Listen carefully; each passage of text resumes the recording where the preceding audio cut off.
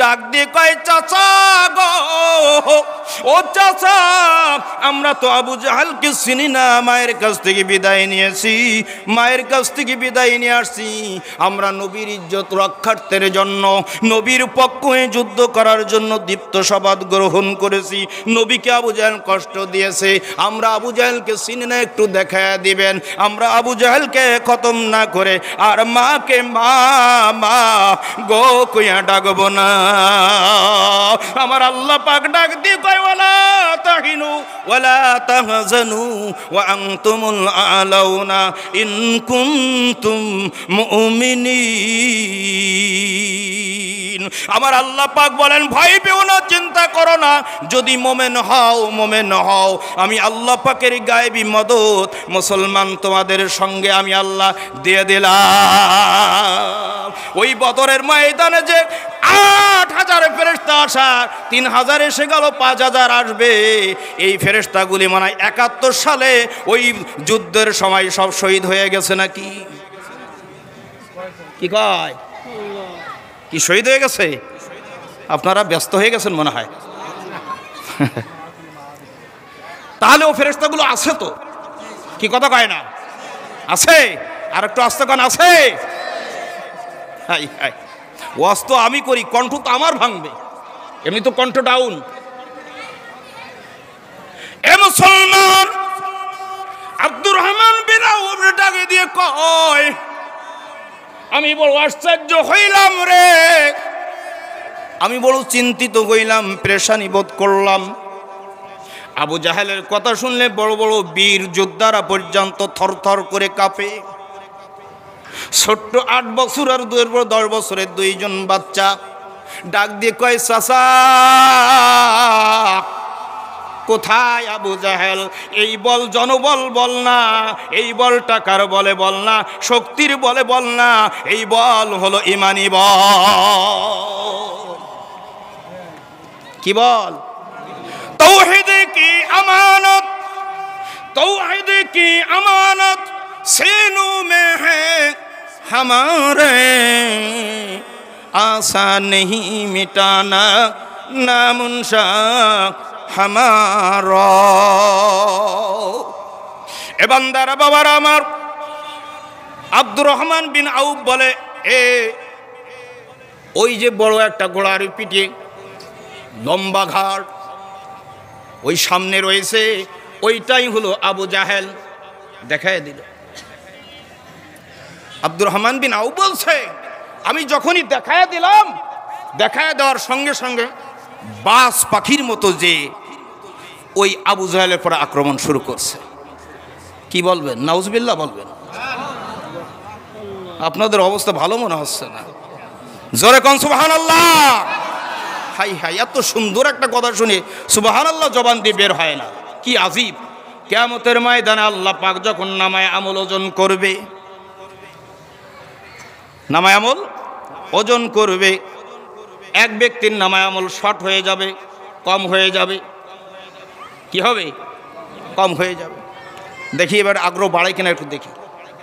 আল্লাহ পাক কিয়ামতের ময়দানে তাফসিরে সালাবি, তাফসিরে হুসাইনি যদি উলামায়ে কিরাম এখানে থাকে তারা জানবে, যদি পড়ে থাকে তাফসিরে হুসাইনি, তাফসিরে সালাবির ভিতরে, তাফসিরে কুরতুবির ভিতরে দেখেছি কয়েক প্রকারের তাফসিরের কথা বললাম। কিয়ামতের ময়দানে আল্লাহ পাক আদমকে ডাকবেন, আদম ইখরিজ ইখরিজ ইখরিজ, বের করে নাও। আদম বড় জড়সড় হয়ে আল্লাহর দরবারে হাজির হবে। আগে ডাকবে, আদম আসো। বের হয়ে আসছে, বলে ইখরিজ, বের করে নাও। বলে কাদেরকে বের করে নেব? কয় 1999 জন জাহান্নামী মানুষকে বের করে নাও। কয়জন? কয়জন? 1999 জন। আল্লাহ পাকের হাবিব, আহা, এ মুসলমান এই শব্দের আওয়াজ যখন শুনবে কেঁদে কেঁদে বলবে, আল্লাহ, আবার একটা উম্মাদ বুঝি আজকে বাজবে না, সব জাহান্নামী হয়ে যাবে। আমার আল্লাহ পাক ডাক দিয়ে বলবে, হাবিব, আজকে আপনার কান্দার দিন না, আজকে আপনি কানবেন না। আমি আল্লাহ পাক আদমকে বানালাম ওজনদার, আর আপনাকে বানালাম অডিটর। অডিটরের দাম বেশি না ওজনদারের দাম বেশি? কথাই কয় না। কার? আরে ইন্সপেক্টরের দাম বেশি না? হাই হাই বন্ধুরা আমার, এমন সময় আল্লাহ পাক ডাক দিয়ে বলবেন, ওই খাটুয়া ডাঙ্গার মাহফিলে যারা হাজির হয়েছিল এদের ছোট ছোট খতিয়ান, নামায় আমলের খতিয়ানগুলো আমি আল্লাহ পাকের কাছে হস্তান্তর করো। ছোট ছোট খতিয়ানগুলো দাও আমার কাছে, হ্যান্ড ওভার করো। আল্লাহ পাকের কুদরতি হাতের পরে যখন দেওয়া হবে, তাফসিরে হুসাইনি সালাবির ভিতরে আছে, বাবা কুর্তুবির ভিতরে আছে, ওই ছোট ছোট আমল নামা কে যখন খতিয়ান বলে ডাকে দিবে ফেরেশতারা, আমার ওই বান্দার ছোট ছোট নামের ছোট ছোট খতিয়ানগুলা আমি আল্লাহ পাকের কাছে দাও। আমি আল্লাহ পাক নিজের হাতে নামায় আমলের ওই খতিয়ানগুলো মিজানের পাল্লায় রেখে দেব। যখনই আল্লাহ পাক নিজের হাতে ওই মিজানের পাল্লায় ওই খতিয়ানগুলো রাখবে, আমার আল্লাহর নবী বলে সুবহানাল্লাহ তামলাউল মিজান, আলহামদুলিল্লাহ তামলাউল মিজান ওয়া তামলাউ মা বাইনাস সামাই ওয়াল আরদ। নবী আমার কয় সঙ্গে সঙ্গে মিজানের পাল্লা বাড়ি হইয়া ওই ব্যক্তি মাওলা পাকের জান্নাতে চলে যাবে। সেই আওয়াজ বের হয় না। হাই হাই, কত বড় কষ্টের কথা। আব্দুর রহমান বিন আউফ বলে সঙ্গে সঙ্গে বাজ পাখির মতো ঝাঁপায়া গিয়া আঘাত করেছে, নিয়ত করলো ঘাড়ে আঘাত করবে, এক আঘাতে সয়ে যাবে শেষ হইয়া, কিন্তু একটু সাইডে লাগার কারণে গোড়ার পিঠের থেকে যখন পড়ে গেল, পড়ে গেছে, পড়ে যাওয়ার পরে পড়ে যাওয়ার পরে ওই আবু জাহেলের ছেলে ইকরামা এসে ওই দুই ছেলের একজনের হাতের উপরে এমন জোরে আঘাত করেছে, আঘাত করার সঙ্গে সঙ্গে হাতটা কেটে গেছে, চামড়ায় ঝুলতেছে, ডিস্টার্ব করে। যুদ্ধ করতে চলতে ফিরতে কষ্ট হয়, এই জন্য চলতে ফিরতে কষ্ট হয় বিদায় নিজের পায়ের তলে ওই হাতটা রেখে টান দিয়ে ওই বাচ্চা ছিঁড়ে ফেলেছে। এ মুসলমান, যুদ্ধ তো চলতেছে, চলতে চলতে যুদ্ধ এক প্রান্তে যখন শেষ হয়ে গেল রে মুসলমান, আমার লম্বা ঘটনা সংক্ষেপে বলতেছি বাজান, এক প্রান্তে যখন শেষ হয়ে গেছে, আল্লাহর হাবিব ডাক দিয়ে কয়, রে সাহাবীরা, বদরের ময়দানে কে কে শহীদ হয়েছে, কে কারা শহীদ হয়েছে সব ঘুরে ফিরে দেখবে। আল্লাহর নবী ডাক দিয়ে কয়, সাহাবীরা, আবু জেহেল কোথায় কোন অবস্থায় পড়ে আছে একটু দেখতে হবে। কোথায় আছে একটু দেখতে হবে, কি অবস্থায় আছে একটু দেখতে হবে। কে পারবা যাইতে? হযরতে আব্দুল্লাহ বিন মাসউদ দাঁড়ায়া গেল। কে দাঁড়াইছে? আব্দুল্লাহ বিন মাসউদ দাঁড়ায়া ডাক দিয়ে কয়, পয়গম্বর, যদি অনুমতি দেন আমি দেখব কেমন অবস্থায় আছে। নববীর ভিতরে বয়ান করতেছেন আর উনি বাড়ির থেকে আওয়াজ শুনতেছেন। তো আব্বাস রাদিয়াল্লাহু তাআলা আনহু বললেন যে আমি বয়ান বাড়ির থেকে শুনতেছি, এর পরেও রসুলের চেহারা দেখে বয়ান শোনার জন্য আমি বাড়ির থেকে রওনা করলাম, নববীতে আসব। নববী তো এখন অনেক বড়। তো রওনা করছে, আল্লাহ রসুল এমনই সময় বলেছেন, ইজলিস আলা মাকানিকুম, তোমরা যে যেখানে আসো ওই অবস্থায় বসে পড়ো, যে যেখানে যে অবস্থায় আসো ওই অবস্থায় বসে পড়ো। হযরত আব্বাস রাদিয়াল্লাহু তাআলা এখনো মসজিদে নববীতে পৌঁছায় নাই, রাস্তার মাঝে আসতেই এই আওয়াজ যখন কানের ভিতরে ঢুকছে, উনি সঙ্গে সঙ্গে জমিনের পরে বসে গেছে। শুধু বসে গেছে তা না, চাদর মুড়ি দিয়ে বসছে, চাদর মুড়ি দিয়ে বসছে, রুমাল মুড়ি দিয়ে বসছে। বয়ান শেষ করে রসুল যখন মসজিদে নববী থেকে বেরোইছেন, বেরোয় দেখে চাচা এই অবস্থায় বসে আছে, চেনা যাচ্ছে না। আল্লাহ রসুল যে সালাম দিছেন, আসসালামু আলাইকুম মান আনতা ইয়া শায়েখ, কে আপনি? এইভাবে বসে আছেন। আব্বাস রাদিয়াল্লাহু তাআলা বলছে, ভাতিজা মুহাম্মদ, আমি তোমার চাচা আব্বাস। সুবহানাল্লাহ বলবেন না? আমি তোমার চাচা আব্বাস। রসুলের থেকে মাত্র 1 বছর বয়সের বেশি ছিল বয়স। আব্বাসের বয়স 1 বছর বেশি। খেলার সাথী, বন্ধু মানুষ, অপর দিক থেকে বন্ধু, আবার একে তো চাচা, অপর দিক থেকে খেলার সাথী, বন্ধুর মতো খেলা করে একসাথে বসে। তো এই আওয়াজ যখন গিয়েছে আব্বাস রাদিয়াল্লাহু তাআলা আনহু সঙ্গে সঙ্গে উনি ওখানে বসে গেছেন। বসে যাওয়ার পরে আল্লাহ রসুল যে সালাম জানাইছেন, হ্যাঁ, তা আল্লাহ রসুল জিজ্ঞেস করছে, চাচা আপনি এইভাবে বসছেন কেন? আপনি এইভাবে বসছেন কেন? ভাতিজা যখন এই কথা বলছে, চাচা বলছে, ভাতিজা মুহাম্মদ, আমি তো যাচ্ছিলাম বয়ান শোনার জন্য, কিন্তু তোমার জবান থেকে যখন ওই বয়ান আমার কানে আসলো, ইজলিস আলা মাকানিকুম, যে যেখানে যে অবস্থায় আসো বসে পড়ো, সঙ্গে সঙ্গে আমি এখানে বসে পড়েছি। কারণ আমার এই পাওয়ার নাই, শক্তি নাই, রসুলের একটা কথাকে আমি ভাইলাট করে সামনে আগাবো, একটা কদম সামনে দেব, এই শক্তি, এই ক্ষমতা আব্বাসের নাই। বুঝছেন কথা? বসে গেছে রসুল, সঙ্গে সঙ্গে দাঁড়ানো থেকে হাত ধরে এইভাবে টেনে নিয়ে বুকের সঙ্গে জড়িয়ে ধরছে, কান্না শুরু করছে। হাদিসের ভিতর আসছে রসুলের চোখ দিয়ে পানি পড়ছে। কেন কানলেন? রসুলের কান্নার কারণ কি? কান্নার কারণ হলো,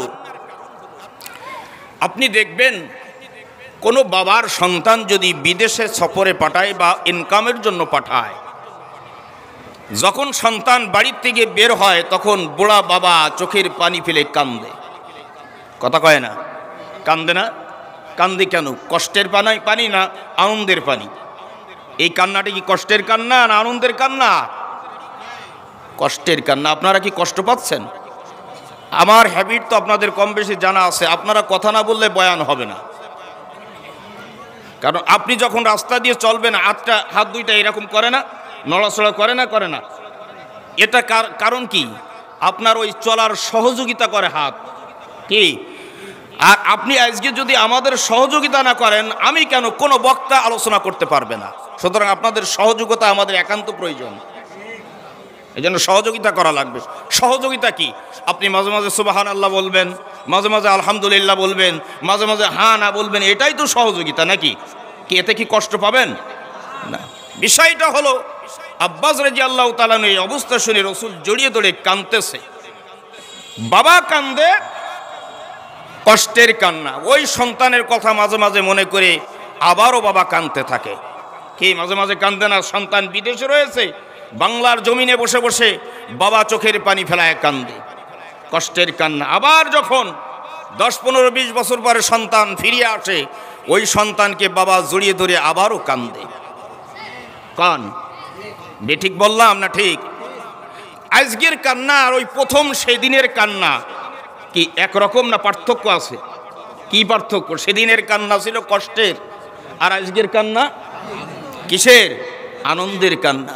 রসুল চোখের পানি ফেলে দিয়েছেন, আনন্দের কান্না, খুশির কান্না।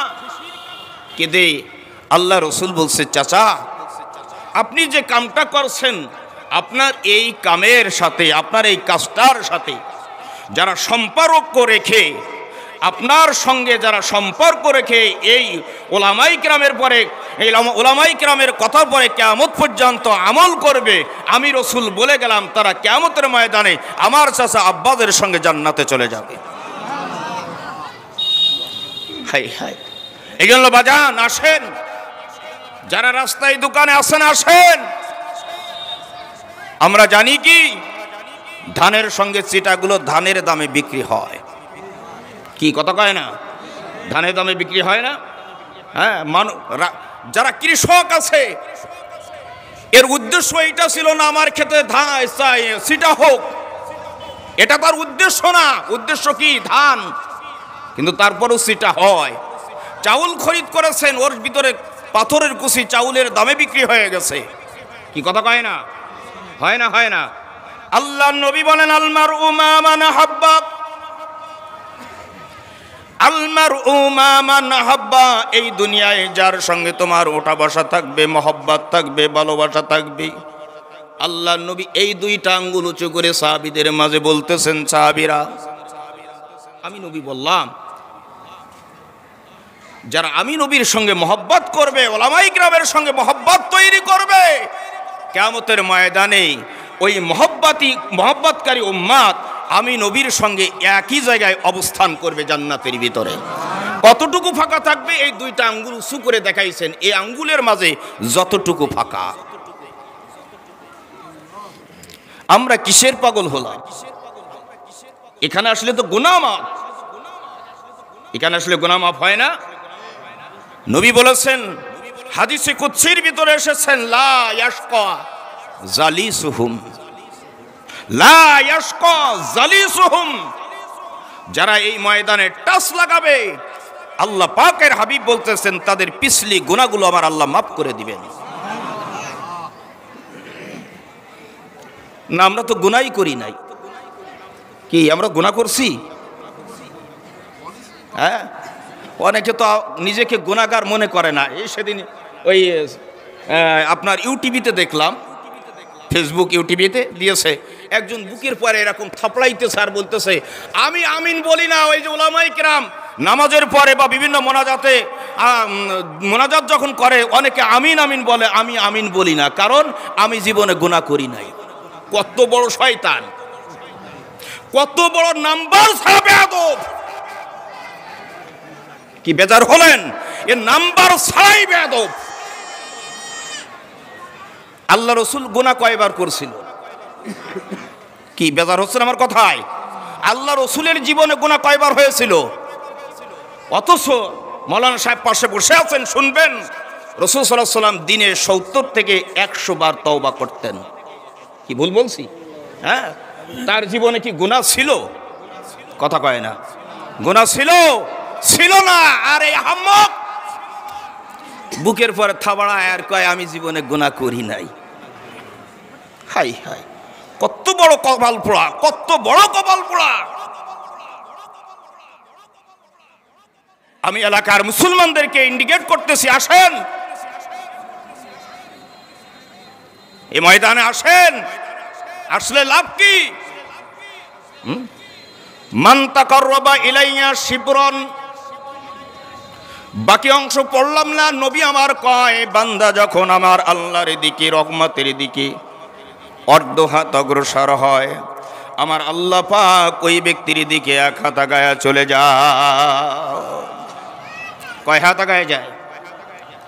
এক হাত। বান্দা যখন এক হাত যায়, আমার আল্লাহ 2 হাত চলে যায়। আমরা এই হাদিসটার পরে এখনই আমল করতে পারি না? কি বলেন, কে কে পারি? একটু হাত উঁচু করে দেখান। আল্লাহ তুমি কবুল করে নাও, জোরে কোন আমিন। তাহলে একটু হরকত করে আগায় আসেন, মাঝখানে অনেক শয়তান বসে গেছে। একটু হরকত করে আগায় আসেন আর জিকির করেন, লা ইলাহা ইল্লাল্লাহ, লা ইলাহা ইল্লাল্লাহ। কি আপনারা কষ্ট পাচ্ছেন? শোনেন, জিকির বন্ধ করেন, একটুখানি বন্ধ করেন, একটুখানি বন্ধ করেন। যদি একরামের নিয়তে কেউ বিন্দু মাত্র 1 বিঘা 4 আঙ্গুল বা যা বলেন না কেন অগ্রসর হয়, আমি আল্লাহর কসম খেয়ে বললাম, ওই ব্যক্তির 10 বছর মসজিদে রমজান মাসে ইতিকাফ করলে যে সওয়াব হয়, আমার নবী বলেছেন ওই সওয়াব ওই ব্যক্তির নামায় আমলে লিখে দেওয়া হয়। কয় বছর? কয় বছর? এই সওয়াব থেকে আমরা মাহরুম হব, কপাল পোড়া ছাড়া আর কেউ হতে পারে? এই জন্য যারা আছেন আগায় আসেন, সকলে আগায় আসেন। এই জায়গাটা কিয়ামতের ময়দানে আপনার আমার জন্য নাজাতের ওসিলা হবে। আসেন, আগায় আসেন। মাঝখানে খালি রেখে লাভটা কি? এই বাচ্চাগুলাকে এখান থেকে সরাই দেন। আলোচনার দিকে আগাবো। আল্লাহ রাব্বুল আলামিন আজকের এই মাহফিলকে কবুল করেন, জোরে কোন আমিন, জোরে কোন আমিন।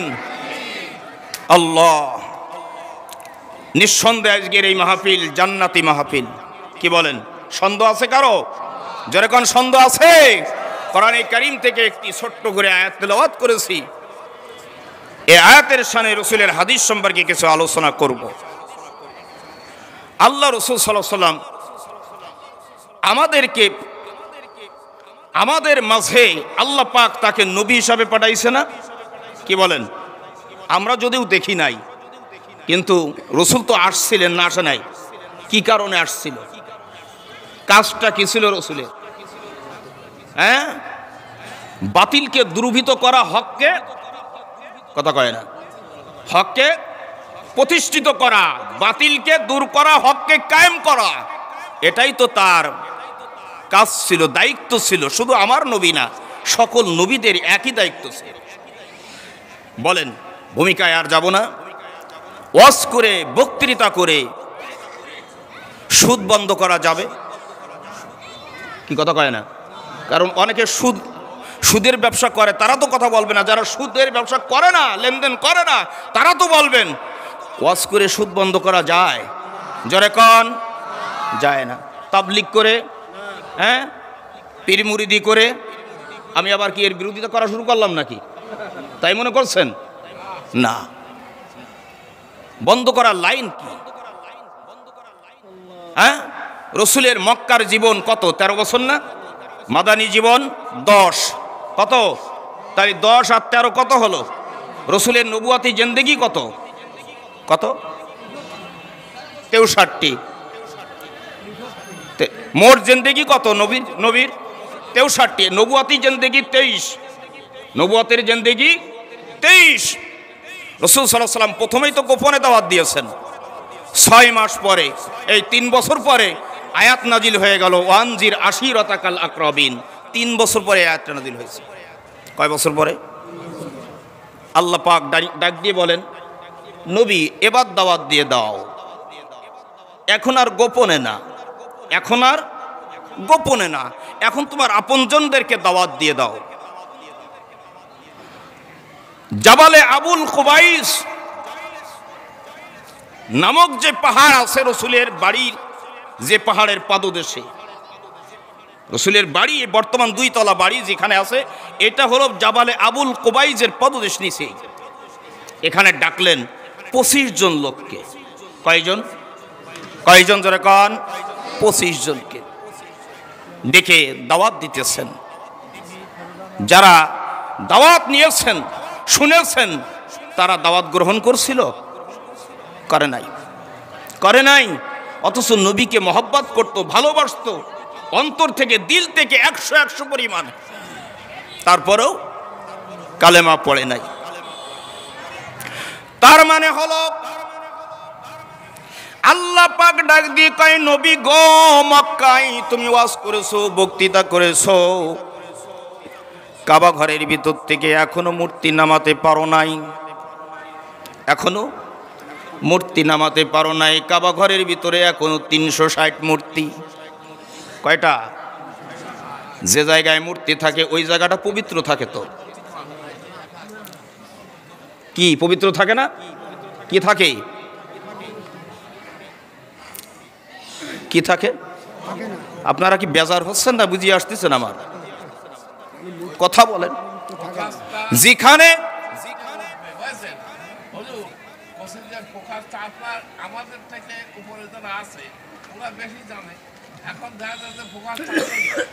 বিষয়টা হলো, আল্লাহর নবী সাল্লাল্লাহু আলাইহি ওয়াসাল্লাম কাবা ঘরের ভিতরে 360টা মূর্তি দেখেছেন। কয়টা? 360 মূর্তি।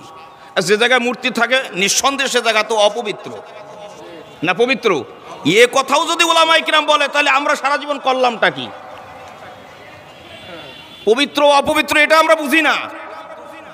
হাই হাই, বিষয়টা কাবা ঘরের ভিতরে 360 মূর্তি।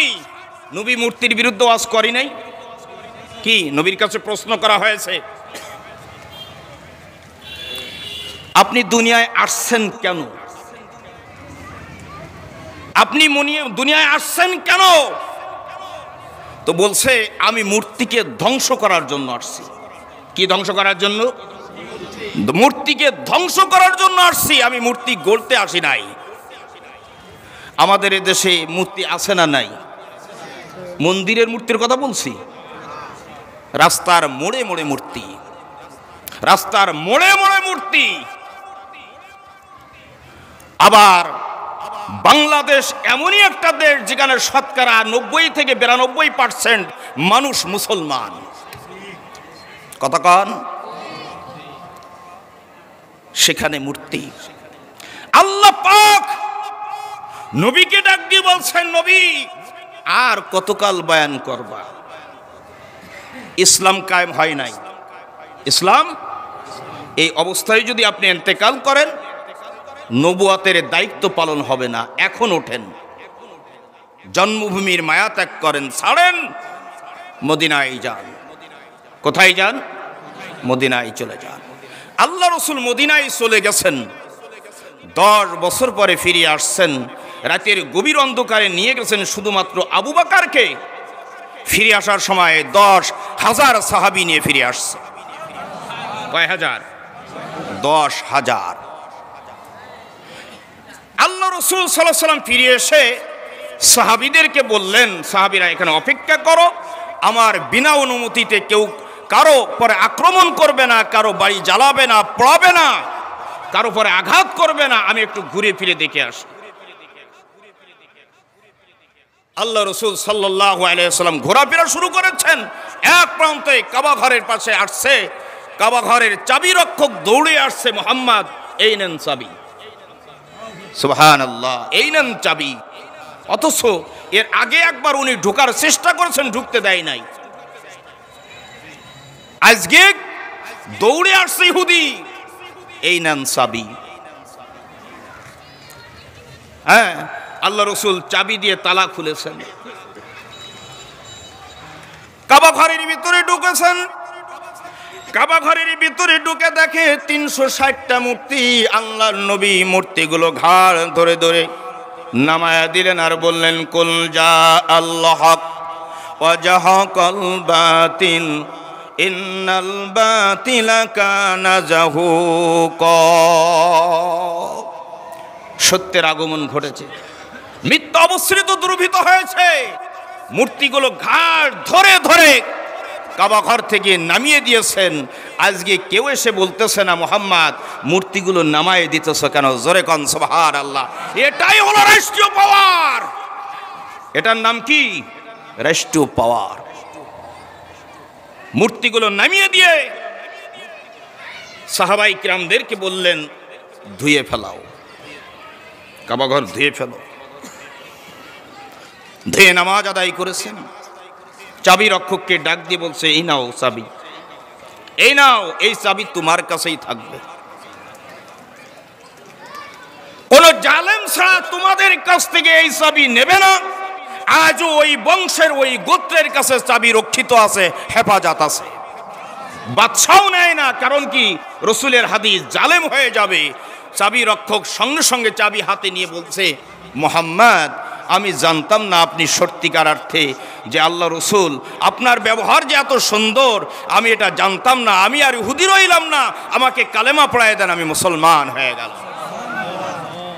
আমি সঙ্গে সঙ্গে মুসলমান হয়ে গেলাম।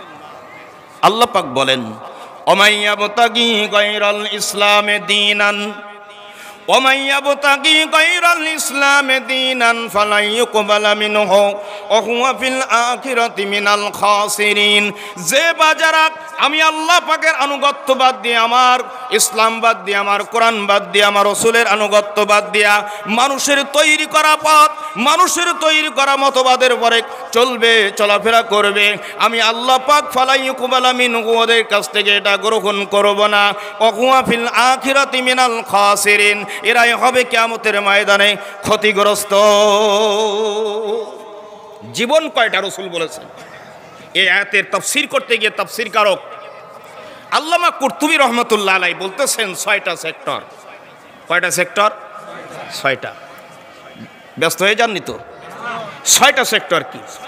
1 নাম্বার হলো ব্যক্তি জীবন। 1 নাম্বার, জোরে কোন। 1 নাম্বার হলো ব্যক্তি জীবন, 2 নাম্বার হলো পারিবারিক জীবন, 3 নাম্বার হলো সামাজিক জীবন, 4 নাম্বার হলো অর্থনৈতিক জীবন, 5 নম্বর হলো রাজনৈতিক জীবন, আর 6 নম্বর হলো আন্তর্জাতিক জীবনে কোরআন মানবে তারাই হবে আমি আল্লাহর গোলাম। আমার কি এই 6 জীবনে কোরআন হাদিস আছে? কোরআন সুন্নাহ আছে? নাই, নাই। কেন নাই? এটা অনেকে স্বীকারও করবে না। নাইকে আমি মানি নাই, মানি না, এ কথা স্বীকারই করবে না। আমি সেদিন বলছিলাম এক জায়গায়, আমি মেয়ে বিয়ে দিয়েছি। কি বিয়ে দিয়েছি? মেয়ে বিয়ে দিয়েছি। মেয়ে বিয়ে দেওয়ার কয়েক বছর পরে জামাই আর মেয়ের ভিতরে ফটল ধরেছে। হঠাৎ জামাই মেয়েকে ডিভাইড করছে, তালাক দিয়ে দিয়েছে। হয় না এরকম কেস? তালাক দিয়ে দিয়েছে, 3 তালাক বায়ান।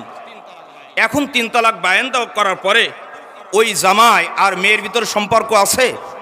পারিবারিক সম্পর্ক আছে কারোর সাথে? নাই, কারোর সাথে সম্পর্ক নাই। হঠাৎ কয়েক বছর পরে ওই জামাইয়ের সঙ্গে খাটুয়াডাঙ্গা বাজারে দেখা শ্বশুরের। এখন জামাই শ্বশুরকে পাইয়ে একটা মোলায়েম সালাম দিয়ে দিয়েছে, আসসালামু আলাইকুম শ্বশুর আব্বা। কি লম্বা করে সালাম দিয়েছে। শ্বশুর এই সালামটা, জামাইয়ের সালামটা গ্রহণ করবে না?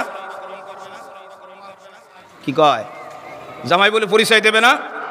জামাই বলে পরিচয় দেবে না? তা তো দেবে না। জামাই ওই শ্বশুর বলবে, তুই আমার কিরকম জামাই? তুই আমার শ্বশুর বলিস কিরকম? কয় আপনি মৌলানা মানুষ, কি বলেন, কি বলেন? আমি তো আপনার মেয়েকে তালাক দিয়েছি, কিন্তু আমি তো আপনাকে তালাক দেই নাই। কি কথা বোঝেন? এ কথা শোনা যায় যে মেয়েকে তালাক দিয়েছে, 14 গোষ্ঠী তালাক দিয়েছে, কিন্তু শ্বশুরকে আজ পর্যন্ত তালাক দিয়েছে, এই কথা আমি কিন্তু শুনি নাই। কোন জামাই যে শ্বশুরকে তালাক দিয়েছে কথা শোনা যায়নি, বরং 14 গোষ্ঠীকে তালাক দিয়েছে এ কথা শোনা যায়। কি ভুল বলছি? না। তার মানে কি বোঝাতে চায়? যে এখনো শ্বশুরকে তালাক দেয় নাই। এখন বোঝা যায় আল্লাহ নবী সাল্লাল্লাহু আলাইহি ওয়াসাল্লামকে ডাক দিয়ে বললাম, নবী গো, আমি আপনাকে তালাক দেই নাই, তালাক দিয়েছি আপনার দাড়ি। কথা কয় না? তালাক দিয়েছি আপনার ইসলাম, তালাক দিয়েছি আপনার টুপি, তালাক দিয়েছি অন্যান্য কার্যকলাপ, ইসলামিক কার্যকলাপগুলো তালাক দিয়েছি। এই অবস্থায় যদি থাকে, কিয়ামতের ময়দানে আপনার আমার রাসূল কি আমাকে উম্মত বলে পরিচয় দেবে নাকি? দেবে? দেবে না। আল্লাহ নবী কি বলেছেন? কুল্লু উম্মতি ইয়াদখুলুনাল জান্নাতা ইল্লা মান আবা। কুল্লু উম্মতি ইয়াদখুলুনাল জান্নাতা ইল্লা মান আবা। কিলা মান আবা ইয়া রাসূলুল্লাহ সাল্লাল্লাহু আলাইহি ওয়াসাল্লাম ক্বালা মান আতানি দাখালাল জান্নাহ ওয়া মান আসানি ফাকাদ আবা।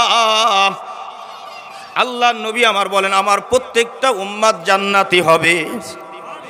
আমার প্রত্যেকটা উম্মত জান্নাতি হবে, কিন্তু ইল্লা মান আবা, যারা হবা আবা তারা হবা জাহান্নামী। আবা কারা? সাহাবায়ে কেরাম প্রশ্ন করেছেন, কিলা মান আবা ইয়া রাসূলুল্লাহ, আবা কারা? আবা কে? সাহাবীদের নাম তো আমরা সবাই জানি, চিনি, আবা নামে তো কাউকে পাচ্ছি না। আবা নামে কাউকে পাচ্ছি না। রাসূল কয়, যে আমাকে মানে না, আল্লাহকে মানে না, সেই হলো আবা, এই হবে আবা, সে জাহান্নামে যাবা। আমরা সব বিধান মানি, কোরআনের চেষ্টা করি, কিন্তু রাজনৈতিক বিধানের সময় ওই কোরআন দিয়ে রাজনীতি চলে না। নাউজুবিল্লাহ বলবেন না সুবহানাল্লাহ বলবেন? কোনটা? কি জোরে কন, আরো জোরে কন, কি বিল্লাহ? আছে না এরকম লোক? কি কথা কয় না? বহুত আছে। কয় কোরআন দিয়ে রাজনীতি চলে না। তাহলে রাজনীতি চলে কি দিয়ে? কি দিয়ে চলে? আল্লাহ রসুল রাজনীতি করে নাই? আল্লাহ থেকে, রসুলের থেকে বড় রাজনীতিবিদ আর কেউ ছিল? ছিল? আসবে কিয়ামত পর্যন্ত? না না না। যেদিনকে প্রতিষ্ঠিত করার জন্য আল্লাহ নবীর গায়ের রক্ত ঝরঝর করে পড়েছে, আল্লাহ নবীর গালের দাঁত মোবারক শহীদ হয়ে গেছে। কথা ঠিক না বেঠিক? অথচ এই দিনের পরে আপনার আমার মহব্বত নাই, ভালোবাসা নাই, বলে কোরআন দিয়ে রাজনীতি চলে না। আল্লাহ আল্লাহ, এই জন্য আমার আল্লাহ পাক ডাক দিয়ে কয় অমাইয়া বুতাগি গায়রাল ইসলামে দীনান ফালাই ইউকবালা মিনহু ওয়া হুয়া ফিল আখিরাতি মিনাল খাসিরিন। যে বা যারা আমার বিধান দিয়ে তার নিজের দেহ, নিজের দেশ, নিজের আন্তর্জাতিক জীবনকে পরিচালনা করে না, আমি আল্লাহ পাক বলে দিলাম ফালাই ইউকবালা মিনহু, ওই ব্যক্তির কাছ থেকে এটা গ্রহণ করা হবে না। ওয়া হুয়া ফিল আখিরাতি মিনাল খাসিরিন, কিয়ামতের ময়দানে এরাই হয়ে যাবে লাঞ্ছিত, অপমানিত। এই জন্য নবী বলে গেছেন যে তোমরা দুইটা জিনিসকে আঁকড়ায় ধরো। কয়টা জিনিস? তারাকতু ফীকুম আমরাইন। আল্লাহ নবী বললেন আরাফার ময়দানে যেদিন ভাষণ দিয়েছিলেন, লক্ষ সাহাবায়ে কেরাম উপস্থিত, আল্লাহ রসুল বলছিলেন যে আমি তোমাদের মাঝে দুইটা জিনিস রেখে যাচ্ছি। কয়টা জিনিস? তারাকতু ফীকুম আমরাইন লান তাদিল্লু মা তামাসসাকতুম বিহিমা কিতাবাল্লাহি ওয়া সুন্নাত রাসূল। একটা হলো কোরআনে কারীম, আর একটা হলো আমি রসুলের সুন্নাহ। যতক্ষণ পর্যন্ত মানুষ এই দুইটা জিনিসকে আঁকড়িয়ে ধরবে, আমি রসুল বলে গেলাম, এই পৃথিবীর ভিতরে ডমিনেটেড হবে না, শোষিত হবে না, ডমিনেট করবে। অর্থাৎ মুসলমান তোমরাই এই দুনিয়ার জমিন শাসন করবা। আজকে সেই কোরআন আর হাদিস থেকে আমরা দূরে, যার কারণ ইহুদি নাসারারা আমাদের দূরেই পিটায়। কি কথা ঠিক না বেঠিক? কোরআন হাদিস থেকে আমরা দূরে চলে গেছি। আল্লাহ রসুল খানায় কাবার ভিতরে আরাম ফরমাচ্ছেন। এমন সময় এক ব্যক্তি বা সাহাবায়ে কেরাম এসে জিজ্ঞেস করছে, হুজুর আমাদের জন্য কি একটু দোয়া করবেন না? আমাদের জন্য দোয়া করবেন না? আমরা তো মায়ের খেয়ে খেয়ে সব শেষ হয়ে গেলাম, খতম হয়ে গেলাম, আমাদের জন্য দোয়া করবেন না? মাতা নাসরুল্লাহ, কখন আসবে সেই সাহায্য? আল্লাহ রসুল বলছেন, সাহাবীরা তোমরা বড় বিরক্ত হয়ে গেছো, বড় ধৈর্য হারা হয়ে গেছো। না, ধৈর্য হারা হয় না। এমন একটা সময় আসবে, এমন একটা দিন আসবে যে সময় মানুষ সানা থেকে শুরু করে হাজারা মাউত পর্যন্ত চলাফেরা করবে। লা ইয়াখাফু ইল্লাল্লাহ, আল্লাহ পাকের ভয় ছাড়া কোনো ভয় এই দুনিয়ার জমিনের মানুষের ভিতরে আর থাকবে না। সুবহানাল্লাহ। এমন একটা সমাজ আল্লাহ রসুল উপহার দিতে পেরেছিলেন। কি পারে নাই? পারছিলেন। যে সময় মানুষ মানুষের দিকে চোখ রাখায় কথা বলে নাই, মানুষ মানুষকে হত্যা করে নাই, মানুষ ছিনতাই করে নাই, মানুষ মানুষকে খুন করে নাই, এমন একটা সমাজ আল্লাহ রসুল উপহার দিয়েছিল। এই প্রভাবটা শুধু মানুষের ভিতরে ছিল না, জঙ্গলের হিংস্র প্রাণীর ভিতরেও বিরাজ করেছিল। এক বুড়ি, হাদিসের ভিতরে এসেছে, এক বুড়ি একবার নদীর পাশে যেয়ে বলছে খয়রুল কুরুন শেষ। খয়রুল কুরুন আপনারা এই জুমার দিন খুতবার ভিতরে, সানি খুতবার ভিতরে শুনবেন, খয়রুল কুরুনি কারনি সুম্মাল্লাযিনা ইয়ালুনাহুম সুম্মাল্লাযিনা ইয়ালুনাহুম। একটা হাদিস পড়ে বুড়ি ডাকে দিয়ে কয় খয়রুল কুরুন শেষ হয়ে গেছে, খয়রুল কুরুন শেষ হয়ে গেছে। লোকজন ডাক দিয়ে কয়, বুড়ি কেমন কথা কও, কেমনে কথা কও, কিভাবে কথা কও, খয়রুল কুরুন কেমনে শেষ হয়ে গেল? বলে তোমরা খোঁজ নিয়ে দেখো, ওমর বিন আব্দুল আজিজ এই দুনিয়ার জমিনে আর না। ওমর বিন আব্দুল আজিজ হযরত ওমর রাদিয়াল্লাহু তাআলা আনহুর ছেলে, তার নাম ছিল ওমরের ছেলের নাম ছিল আব্দুল্লাহ বিন ওমর, তার ছেলে হযরত ওমর বিন আব্দুল আজিজ, অর্থাৎ তার পুতা ছেলে, ওমরের পুতা ছেলে, এর নাম ছিল ওমর বিন আব্দুল আজিজ। বলছে বুড়ি ডাক দিয়ে কয় যে খয়রুল কুরুন শেষ হয়ে গেছে। একটা বুড়ি মানুষ কিভাবে বুঝলো? কিভাবে বুঝলো? এলাকার লোকজনগুলো যখন প্রশ্ন করেছে, বলছে তুমি খোঁজ নিয়ে দেখো, তোমরা খয়রুল কুরুন নাই, ওমর বিন আব্দুল আজিজ মারা গেছে। বলতে বলতে কিছুদিন পরে ওই এলাকা দিয়ে একটা কাফেলা মদিনার থেকে ব্যাকে ফিরে আসছে। তাদের কাছে জিজ্ঞেস করছে, ওমর বিন আব্দুল আজিজ কেমন আছে? ওমর বিন আব্দুল আজিজ কেমন আছে?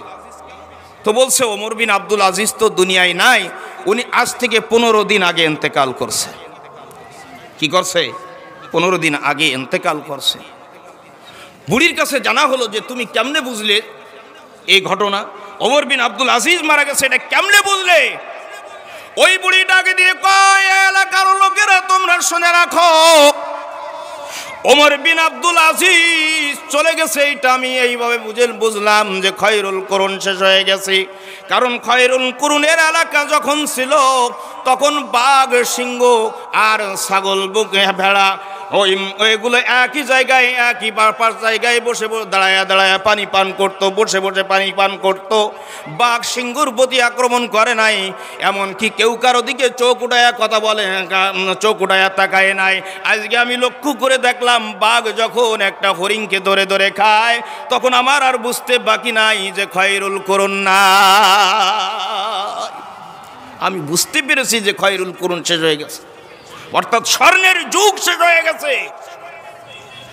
এই স্বর্ণের যুগ আল্লাহ নবী উপহারে দিয়েছিলেন। এই জন্য আল্লাহ নবীর পদাঙ্ক যারা অনুসরণ করবে আল্লাহ পাক ডাক দিয়ে কয়, কুল ইন কুনতুম তুহিব্বুনাল্লাহ ফাত্তাবিউনি ইউহিব্বুকুমুল্লাহ ওয়া ইয়াগফির লাকুম যুনুবাকুম ওয়াল্লাহু গফুরুর রহিম। আল্লাহ পাক ডাক দিয়ে বলেন, যদি তোমরা আনুগত্য করতে চাও, তাবেদারি করতে চাও, আমি আল্লাহ পাক বলে দিলাম আমার নবীর আনুগত্য করো, নবীর অনুকরণ করো। এই আয়াত দিয়ে অপর আয়াতে আল্লাহ পাক আবার বলেন, মাইয়ুতি রাসূল ফাকাদ আতা আল্লাহ, যে ব্যক্তি আমার আনুগত্য করতে চাও ওই ব্যক্তি আমার নবীর আনুগত্য আগে করো। জোরে কোন সুবহানাল্লাহ। নবীর আনুগত্য বাদ দিয়ে আল্লাহ পাকের অনুকরণ, আল্লাহ পাকের আনুগত্য করা যায় না। আগে নবীর অনুকরণ। আল্লাহ পাকের হাবিব কালিমার দাওয়াত দিতেছে, কাফির বেঈমানেরা বিরোধিতা করে। আল্লাহর নবী মদিনায় চলে গেছেন, ছোট্ট ছোট্ট দুইটা বাচ্চা আসছে, ছোট্ট বাচ্চা এসে জিজ্ঞেস করছে, মোহাম্মদ বাড়ি কোথায়? মোহাম্মদ বাড়ি কোথায়? কয় মদিনায়। মক্কায়। কোথায়? মক্কায়। কয় মদিনায় আসছেন কেন? মদিনায় আসছেন কেন? বলছে, মক্কার আমার জন্মভূমির লোকেরা আমার পরে নির্যাতন করেছে, আল্লাহ হুকুম করেছে, মদিনায় চলে আসছি। তো বলছে, সব থেকে বেশি নির্যাতন কে করেছে? বলছে, আবু জাহেল। কে করেছে? আবু জাহেল। আবু জাহেল বেশি নির্যাতন করেছে। এখন ওই দুই ভাই, আপন দুই ভাই, ওরা প্রতিজ্ঞাবদ্ধ হয়েছে, যদি কোনোদিন সুযোগ হয় তাহলে আবু জেহেলের যদি আমরা এই প্রতিশোধ নিতে পারি, তা রসুলকে মেরেছে, আক্রমণ করেছে, নবীকে কষ্ট দিয়েছে, এর প্রতিশোধ আবু জেহেলের কাছ থেকে আমরা নেব। সুবহানাল্লাহ। ছোট্ট মানুষ, বয়স কত? একজনের 8 বছর আর একজনের মাত্র 10 বছর। আপনার আমার বয়স তো 60-70 হয়ে গেছে, এরপরও আমার দিলে নবীর মহব্বত কতটুকু? 8 বছর আর 10 বছরের বাচ্চা কয় যে নবীকে কষ্ট দিয়েছে, এর প্রতিশোধ নেব। সুবহানাল্লাহ। হ্যাঁ, এরপর একবার রাসূল সাল্লাল্লাহু আলাইহি ওয়াসাল্লাম এখন ডাক দিলেন, বদরের ময়দানে যেতে হবে। কোথায় যেতে হবে? বদরের ময়দানে যাওয়া লাগবে। হযরতে বেলালকে বলা হলো, বেলাল এলান করো, এলান করো। হযরতে বেলাল রাতের বেলায় এলান শুরু করলো, হাইয়া আলাল জিহাদ, হাইয়া আলাল জিহাদ। ফজরের নামাজের কিছুক্ষণ আগে এই জিহাদ, এই ঘোষণা দিতে দিতে রাস্তা দিয়ে যাচ্ছে। সাহাবায়ে কেরাম বলেন, হযরতে বেলাল রাদিয়াল্লাহু তাআলা আনহু এতদিন যাবত ডেকেছে, হাইয়া আলাস সালাহ, মানে তোমরা নামাজের দিকে আসো, হাইয়া আলাল ফালাহ, তোমরা কল্যাণের দিকে আসো। আজকে বেলালের কণ্ঠে হাইয়া আলাল জিহাদের ধ্বনি কেন শোনা যায়? এই ডাকটা কেন? ঘরের থেকে বের হয়ে পড়েছে, বাড়ির থেকে বের হইয়া রাস্তায় বের হয়ে আসছে, সকল মানুষ, মহিলা পুরুষ সকলেই বের হয়ে আসছে। বাবা, আল্লাহর নবী যুদ্ধের জন্য জিহাদের ময়দানে ডাক দিয়েছে, বদরের ময়দানে যেতে হবে। এমন সময় ডাক দিয়েছে, মানুষ কানা খোড়া ল্যাংড়া সুস্থ অসুস্থ সকল মানুষ বদরের ময়দানে হাজির, সব হাজির। আল্লাহ নবী বললেন, সাহাবীরা ভালো ভালো যোদ্ধা দেখে পরীক্ষা নিরীক্ষা করে বদরের ময়দানে নিতে হবে, পরীক্ষা নিরীক্ষা করে নিতে হবে। যারা দুর্বল অসহায় এদেরকে নেওয়া যাবে না, যুদ্ধের ময়দানে তামাশা করার সময় না। কারণ অস্ত্রের মুখে অস্ত্র দিয়েই প্রতিবাদ করা, অস্ত্রের মুখে অস্ত্র দিয়ে তাকে ট্যাকেল দেওয়া। কিন্তু সাহাবীদের কাছে অস্ত্র নাই, নিরস্ত্র বলা হয়েছে। 8টা মাত্র অস্ত্র রয়েছে, 2টা মাত্র ঘোড়া। কয়টা ঘোড়া? 2টা ঘোড়া, 8টা অস্ত্র। আর ওদের কাছে তো অস্ত্র শস্ত্র ভরা পরিপূর্ণ।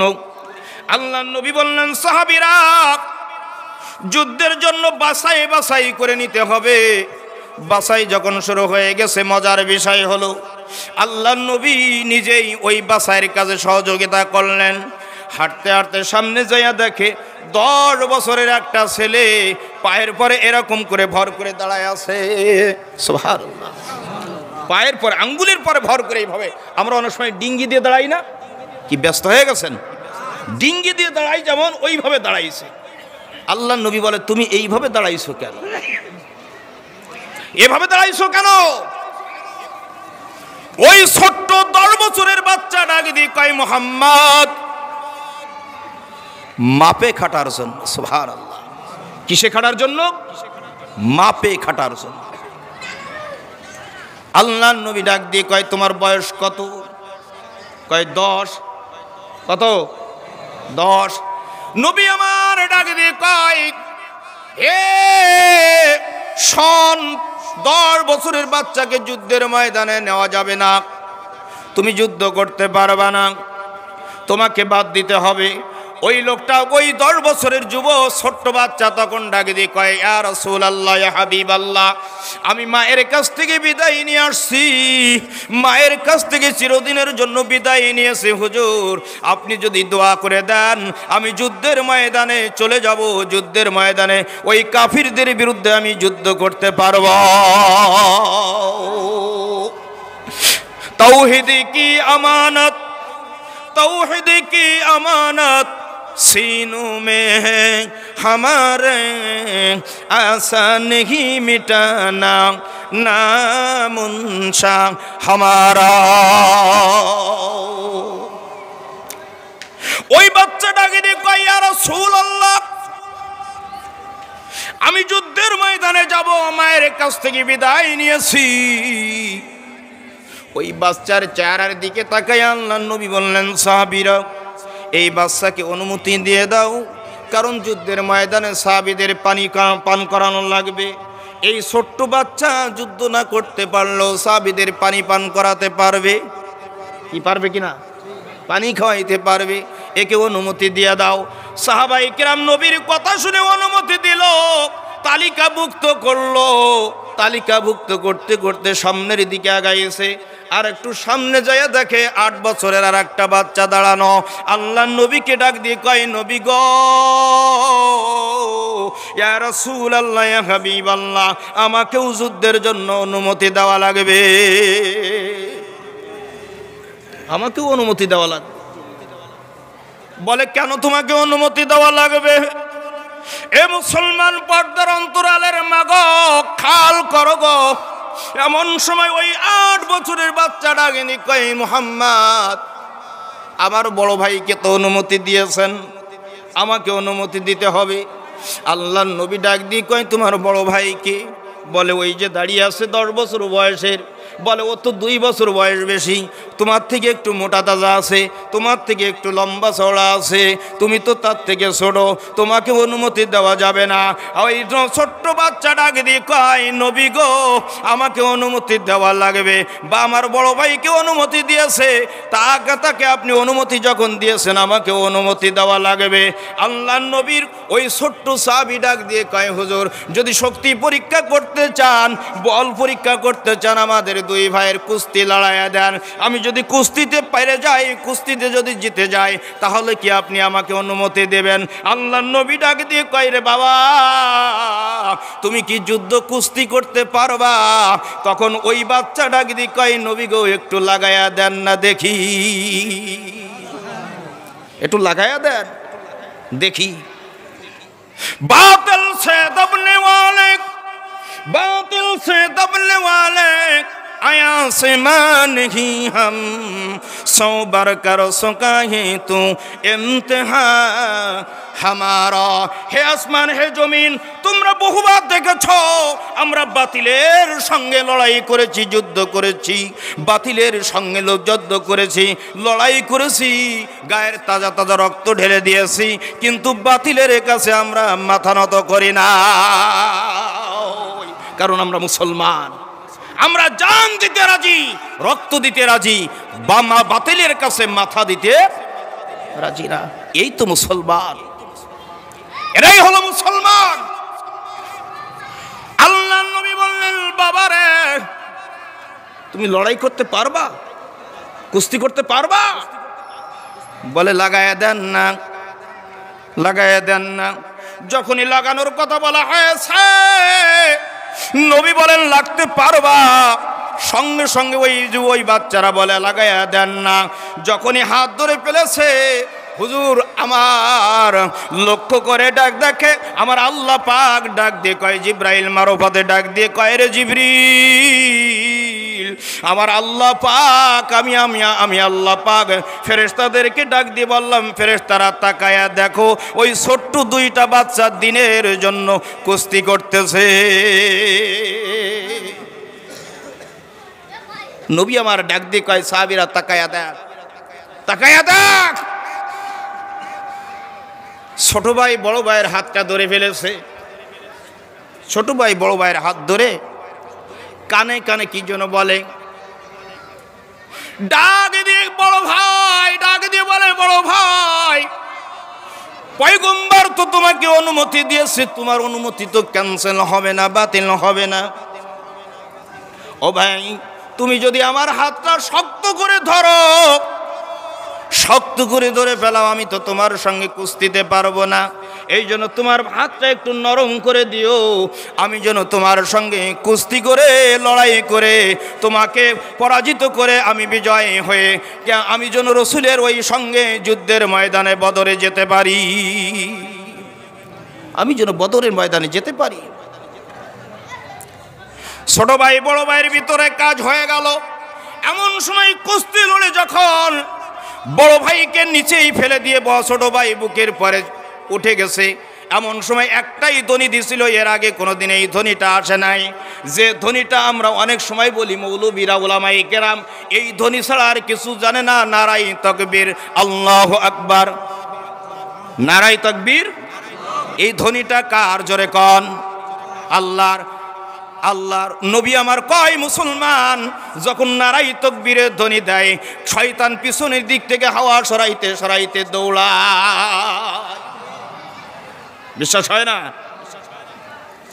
আল্লাহ ওই বাচ্চা, 8 বছরের বাচ্চা, 10 বছরের ছেলেকে মাটির সঙ্গে ফেলে দিয়ে বুকের পরে দাঁড়াইয়া যখন নারাই তাকবীরের ধ্বনি দিয়েছে, আল্লাহ যুদ্ধের ময়দানের পরে যখন চলে গেল, যুদ্ধ শুরু হয়ে গেল, যুদ্ধ চলতেছে চলতেছে, আল্লাহ যুদ্ধ চলতে চলতে আব্দুর রহমান বিন আউফ রাদিয়াল্লাহু তাআলা আনহু লক্ষ্য করে দেখে আবু জাহেল সামনে, আবু জাহেলকে মারার জন্য প্রস্তুতি গ্রহণ করেছে।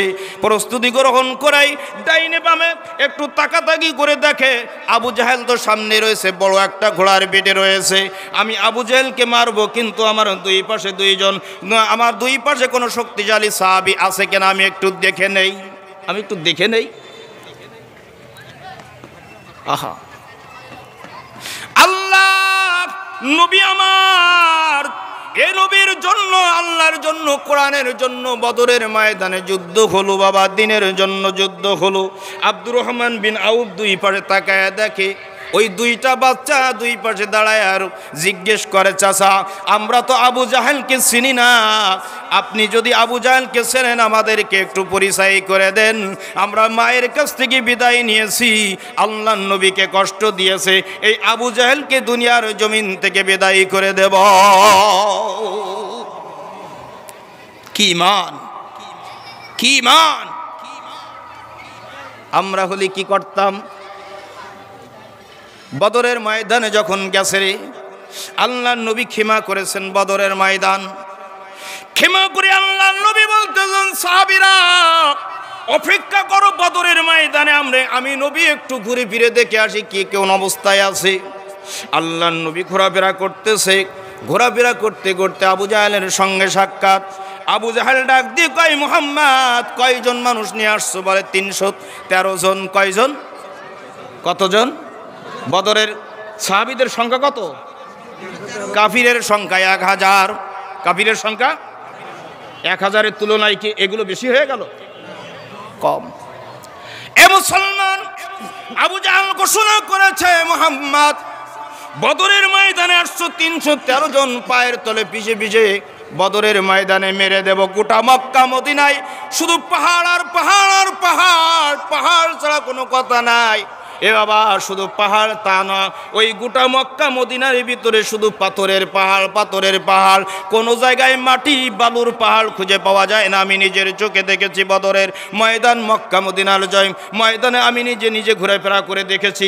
শুধুমাত্র বদরের ময়দানে কয়েকটা বালুর পাহাড় রয়েছে। বদরের ময়দানে শুধু কয়েকটা বালুর পাহাড়। কারণ কি ছিল? এর কারণ হলো কাফির বেঈমান আবু জাহেল ভালো জায়গা গ্রহণ করেছে। হ্যাঁ, আমাদের দেশে আটুলে মাটি, আটুলে মাটি আর বেলে মাটি কি একরকম? কথা কয় না? আটুলে মাটি বৃষ্টি হলে কি হয়? গলে যায় না? ভালো দাঁড়ানো যায়? ভালো দাঁড়ানো যায় না। কাফির বেঈমানেরা এরকম ভালো জায়গা দেখে নিয়েছে, সাহাবীদেরকে এরকম খারাপ জায়গা দিয়েছে, বালুর জায়গা। যে জায়গায় বালু আর বালু আর বালু, আল্লাহ পাক দিনকে কায়েম করবে বিধায় এমন বৃষ্টি দিয়েছে, বালু বৃষ্টির পানি পড়লে শক্ত হয় না নরম হয়? কি হয়? আল্লাহ পাক এই জন্য বদরের ময়দানে ওই জায়গা মুসলমানদের ওই দিনকে বিজয় করার জন্য আমি নিজের চোখে দেখেছি, ওই পাহাড়ি এলাকার ভিতরে বালুর পাহাড় তৈরি করে দিল। এ মুসলমান, আল্লাহর নবী শুনলেন আবু জাহেল ঘোষণা করেছে পায়ের তলে পেশে পেশে মেরে দিব। আল্লাহর নবী ভয় পেয়ে ময়দান থেকে পলায়ন করেছিল। কি কন? ভয় পায় নাই, ভীত হন নাই, কোনো জবাব দেয় নাই। আল্লাহর নবী ফিরে এসে তাঁবুর ভিতরে ফিরে এসে সাহাবাই কিরামদেরকে ডাক দিয়ে বলে, ওগো সাহাবীরা তোমরা শোনো, আবু জাহেল ঘোষণা করেছে আমাদের পায়ের তলে পিছে পিছে মেরে ফেলবে, তোমরা কি যুদ্ধ করবা না বাড়ি ফিরে যাবা? একে তো 17ই রমজান 2য় হিজরি, রাতের বেলায় সাহারিটাও ভালো সাহাবীরা খায় না, রাতের বেলায় সাহারিও ভালো হয়নি, না খেয়ে রোজা রাখার মতো অবস্থা। ও সাহাবীরা, তোমরা যুদ্ধ করবা না থাকবা?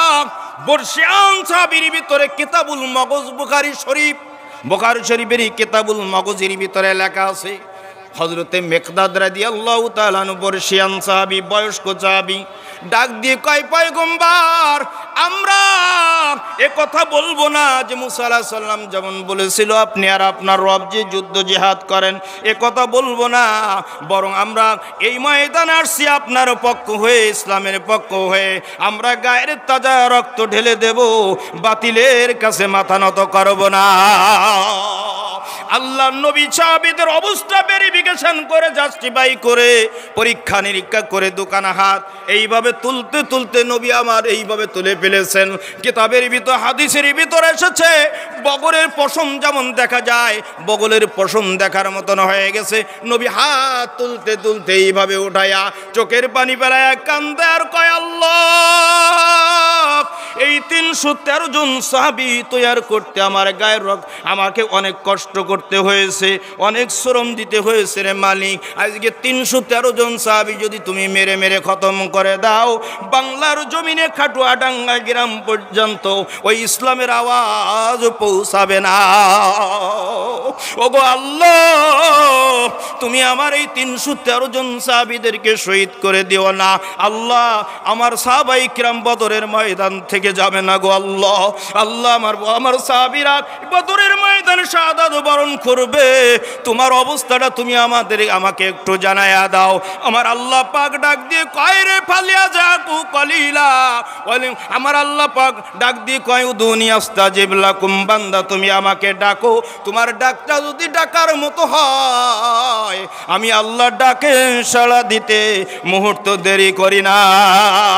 আল্লাহ পাকের আরো মোল্লাই জোশ লেগে গেছে। আল্লাহ পাক জিবরিলকে ডাক দিয়ে কয় রে জিবরিল, আর দেরি নয়, আর দেরি নয়, জলদি করে চলে যাও বদরের ময়দানে, আমার দোস্তকে সালাম দাও।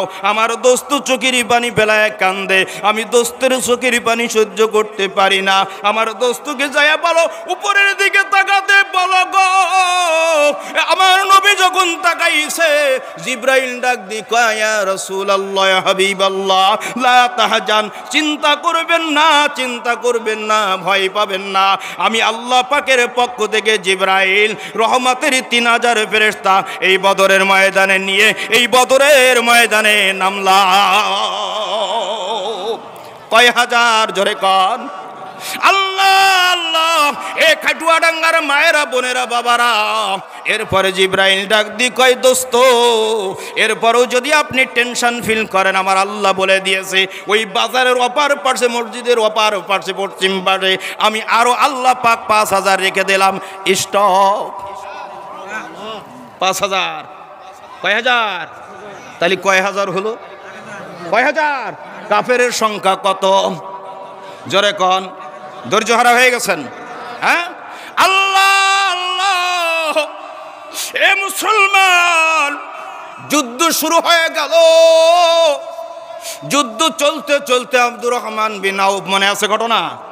আব্দুর রহমান বিন আউফ বলে আমি আবু জেহেল সামনে হাজির।